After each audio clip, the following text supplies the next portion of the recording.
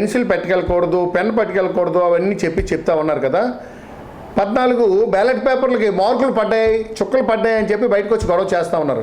నిజంగా కానీ మార్కులు పడేటట్టుగా అయితే మేం కాదు కదా, కనీసం ఎలక్షన్ కమిషనర్ గారు ఒప్పుకోరు. అసలు మార్కులు ఉన్నాయని వాళ్ళు చెప్తున్నారు తప్పితే మార్కులు కానివ్వండి, డాట్స్ కానివ్వండి ఎక్కడా కూడా లేవు. వాళ్ళు కావాలని మా విజయాన్ని చూసి వాళ్ళు సహించలేక, వాళ్ళు మా విజయాన్ని చూసి ఓర్వలేక, మా విజయాన్ని స్వాగతించలేక 3 సంవత్సరాలు కూడా అధికార మతంతో ఉన్నారు. కాబట్టి ఇప్పుడు ఆ అధికారాన్ని కోల్పోవలసి వస్తుందనే ఒక దీంతో మా విజయానికి మకిలి పట్టించడానికి బురద జల్లే ప్రయత్నాలు చేస్తూ ఉన్నారు. ఎప్పుడైనా సరే బంగారానికి కూడా మకిలి పట్టించిన కొలది కూడా మెరుగన్నది పెరుగుతూ ఉంటుంది తప్పితే ఎప్పుడు కూడా బంగారం వన్నీ తగ్గదని చెప్పేసి వాళ్ళు తెలుసుకోవాలని చెప్పేసి ఈ మీడియా ద్వారా మరొక్కసారి తెలియజేస్తున్నాను. ఎందుకంటే అది క్రాస్ ఓటింగ్ కాదు, 100% కూడా వాళ్ళపై ఉన్న వ్యతిరేక ఓటు అని చెప్పేసి వాళ్ళు తెలుసుకోవాలి తప్పితే అది క్రాస్ ఓటింగ్ అని చెప్పేసి వీళ్ళు దానికి ఏదో పేరు పెట్టి దాన్ని తప్పు చెబుతామని అంటే చాలా తప్పండి. అది 100% తప్పు అని చెప్పేసి మీడియా ద్వారా మీకు తెలియచేస్తున్నాను. నేను చేసిన తప్పులేంటి అని చెప్పేసి ఆత్మవిమర్శ, ఆత్మ పరిశీలన చేసుకుంటే ఏ నాయకుడికైనా సరే ఓటమి ఉండదు, ఫెయిల్యూర్స్ ఉండవు అని చెప్పేసి మీడియా ద్వారా తెలియజేస్తున్నాను. ఎందుకంటే ప్రతి ఒక్క నాయకుడు కూడా గతంలో పరిపాలనలో కానివ్వండి, సమస్యలపైన పని పెట్టడం కానివ్వండి, దృష్టి సారించడం కానివ్వండి, సమగ్రంగా చేసేటట్టుగా అయితే ఏ నాయకుడికి ఫెయిల్యూర్స్ ఉండదు.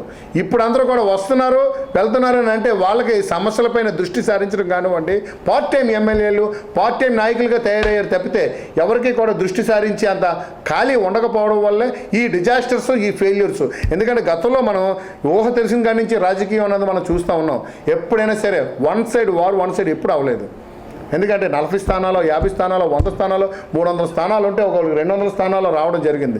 కానీ 10 స్థానాలు, 5 స్థానాలకే కైవసం చేసుకున్న ఉన్నారంటే ఈ పార్ట్ టైంలు ఎమ్మెల్యేలు, ఈ రౌడీ ఎమ్మెల్యేలు, వీళ్ళందరూ కూడా గుట్కా ఎమ్మెల్యేలు, ఇటువంటి అంటే ప్రజల్ని పీడించుకు తినే ఎమ్మెల్యేలు, డబుల్ యాక్షన్ జబర్దస్త్ రోజా, ఇటువంటి అంబడు అరగంట గంట అనే మంత్రులు, ఇటువంటి వాళ్ళందరూ వ్యవస్థకు వచ్చి వ్యవస్థని, ప్రజాస్వామ్యాన్ని చెదలు పట్టించి ప్రజాస్వామ్యాన్ని అవహేళన చేసి అపహాస్యం చేస్తున్న నాయకులు ఎవరైతే ఉన్నారో వాళ్ళందరికీ కూడా ప్రజలు ఓటు అనే ఆయుధం, బాబాసాహెబ్ అంబేద్కర్ గారు ఇచ్చిన ఆయుధంతో తగిన గుణపాఠం చెబుతారు అనడానికి నిదర్శనమే మొన్న జరిగిన 2024 ఎలక్షన్ అని చెప్పి మీడియా ద్వారా మీకు తెలియజేస్తున్నానండి.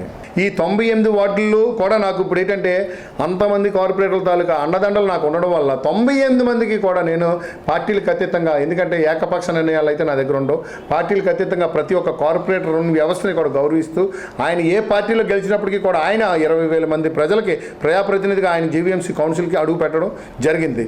వారు ఆ సమస్యలు, మౌలిక వసతులు ఏవైతే జీవీఎంసీ, అది drinking water, UGD, drain, electricity, road, ఈ 5 మౌలిక వసతులు కూడా ఆయన తరపు నుంచి మేము ఆయనకి శాంక్షన్ చేయడం జరుగుతుంది. ప్రజాప్రతినిధికి ఆ ప్రజలకు శాంక్షన్ చేయడం జరుగుతుందని చెప్పేసి 98 వార్డులకి కూడా సస్యశ్యామలంగా చేసే విధంగా నేను నా పనితీరుని కనబరుస్తాను.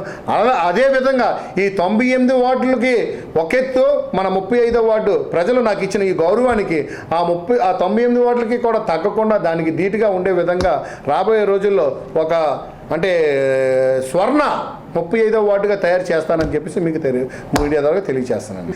GVMC council standing committee announce చేసిన దగ్గర నుంచి కూడా ఈ రోజు వరకు ఈ రిజల్ట్ వచ్చి బయటికి మనం ఇక్కడ అడుగుపెట్టి ఇంత బంపర్ మెజారిటీ రావడానికి ప్రతి ఒక్కరు కూడా నాతోని సైనికుల్లాగా, నా కుటుంబ సభ్యులందరూ కూడా ఈరోజు నా అంటే ఎందుకంటే వీళ్ళ కేడర్ని అనడానికి లేదు, వీళ్ళందరిలోని కూడా నా రక్తం ఉంది, వీళ్ళు పీల్చి వదిలే ప్రతి శ్వాసలోని కూడా నేను ఉంటానని చెప్పి, అలాగే వీరి యొక్క రుణాన్ని రాబోయే రోజుల్లో నా గుండెల్లో ఊపిరినంత వరకు కూడా గుర్తుంచుకుంటాను వీళ్ళ తాలూకా పనితీరు అని చెప్పి మీడియా ద్వారా మీకు తెలియజేస్తాను. నా విజయాన్ని నా కార్యకర్త, నా యొక్క కుటుంబ సభ్యులైన వీరందరికీ కూడా నేను అంకితం చేస్తా ఉన్నాను. నా క్యాడర్ ఎవరైతే ఉన్నారో వారికి మాత్రం నా యొక్క ఈ విజయాన్ని మాత్రం అంకితం చేస్తున్నానని మీడియా ద్వారా మీకు తెలియజేస్తున్నానండి.